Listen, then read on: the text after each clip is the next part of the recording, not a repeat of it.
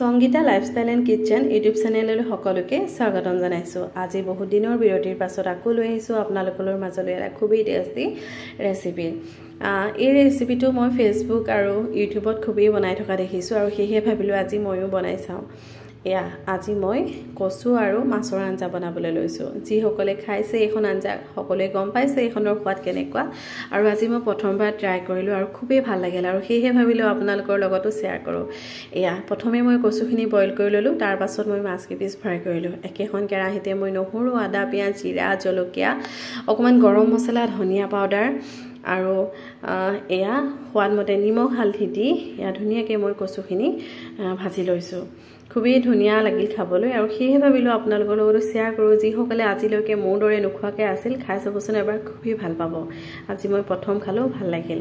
আৰু সেয়া ধুনীয়াকৈ ভজা হোৱাৰ পাছত মই গৰম পানী দি উতলিবৰ বাবে ঢাকি ৰাখিলোঁ আৰু ভালকৈ উতল অহাৰ পাছত মই ফ্ৰাই কৰি ৰখা মাছকেইপিচ দি একেবাৰে শেষত মই মান ধনিয়া পাত অকণমান দি ল'লোঁ। দেখিও ভাল লাগিছে আৰু সঁচাকৈ খাবলৈও খুবেই ভাল লগা হৈছিল।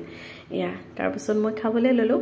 খাই বৈ আজৰি হৈ আপোনালোকলৈ ভিডিঅ' আগবঢ়ালোঁ আৰু খাই যে সঁচাকৈ বহুত ভাল লাগিলে। আপোনালোকে খাই চাব এবাৰ, নিশ্চয় ভাল পাব। আৰু ভিডিঅ'টো চাই কেনে পালে, যদি ভাল লাগিলে প্লিজ লাইক কমেণ্ট কৰিব বুলি আশা কৰিলোঁ। আজিলৈ আহোঁ তেনেহ'লে, পুনৰ লগ পোৱা প্ৰতিশ্ৰুতিৰে। এতিয়ালৈ বাই।